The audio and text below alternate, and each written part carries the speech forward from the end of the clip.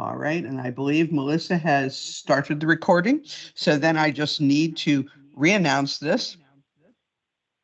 And so I have, once again, I would state that I have just started the recording of the open meeting in compliance with CMS. For the record, prior to doing so, I announced that Palmetto GBA would make an audio recording of the open meeting, and I consented on behalf of Palmetto GBA. So I believe we have one presentation this morning, and that is by Dr. Alexander Grunsfeld from Centara Healthcare. Welcome, Dr. Grunsfeld. You can go ahead and start. Okay, well, while we're getting that set up, thank you very much. It's my pleasure to present today. This is my first time presenting in a venue such as this, so please forgive me if I veer from protocol and feel free to redirect as necessary. Hopefully it won't be necessary, but just in case. All right, so next slide, please. So I'm presenting on behalf of Centara and today with Ginger Everton, Betsy Brown, and Matilda Jarrett Davis. And we're going to talk about a proposal, request a proposal. Next slide, please. This is a proposed approval for the proposed LCD magnetic resonance image guided high intensity focused ultrasound, otherwise known as MRgFUS, for essential tremor DL37761. The prior slide was just about Centara Healthcare. If you haven't heard of us yet, we are the largest healthcare system, integrated healthcare system in Virginia, and we also have locations in North Carolina. We have a solid program providing care for essential tremor using this incredible technology. And just to make sure that everyone's familiar with the terms, I'm sure you all are, but just in case, what is MR-guided functional ultrasound? Well, it's a way of doing non-invasive surgery. You're able to ablate lesions within the body or the head without actually using a knife, which is pretty incredible. And they do that by concentrating the beams of two separate ultrasounds, and where those beams meet, there is higher energy levels and it can disrupt the tissue. Doing that in the brain, for the brain, is particularly challenging because you have to get through the skull, and the skull, which is pretty dense and it is consists of bone, obviously, interferes with the ultrasound. And so the ultrasound waves have to pierce through the skull, and the makeup or the nature of the skull changes how well those ultrasound waves can reach the target in the brain. And there is this thing called the skull density ratio, which is a ratio of cortical to cancellous bone, which basically impacts the transparency of the brain to the skull to the sound waves.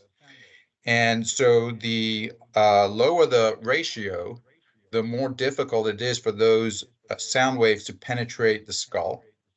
And it's directional. So the lower the ratio, the more difficult it is. And therefore, because of that, the FDA made in its guidance said this is approved as a procedure as long as a skull density ratio was 0.45 plus minus 0.05. And so the question is, why is there this 0.05? What is the what impacts whether or not it's a little bit more, a little bit less? And it turns out that there are a number of things, such as the physiological makeup or the physical makeup of the bone itself, and also how long it takes for you to get those beams through the skull. Next slide, please. So what we found is, and many others, is that there is a ability to very successfully treat patients with a skull density ratio of 0.4. Between 0.4 and, in other words, the lower end of that 0.45 plus or minus 0.05. However, as it currently is stated in our current guidance with Palmetto, is that the limitation is 0.45.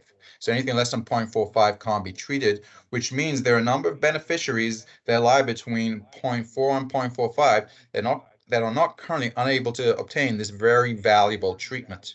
And this is a treatment that we use for essential tremor, patients who are refractory to medications. It reduces substantially their quality of life. They can't even feed themselves because their hands shake so much. So this is really a valuable treatment for them. Next slide, please. Okay, so let's talk a little bit about why, why 0.4 is can benefit some patients, why shouldn't be a cutoff, why the 0.45 shouldn't be a cutoff. What is going on here? So aside from our own experience, there are numerous studies that show that 0.45 is somewhat arbitrary and shouldn't be a hard stop.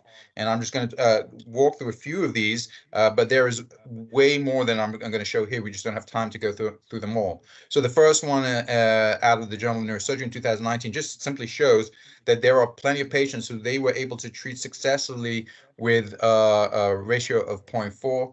The one in 2022 showed that what is far more important than the skull density ratio, because that's just directional, is the mean the maximum mean temperature. So it's really the temperature that matters. Now, as you go down in your skull density ratio, that it's going to be harder to reach that appropriate temperature and control it. But if you can, that's far more important. And what we found is that the skull density ratio is actually different for certain types of ethnicities.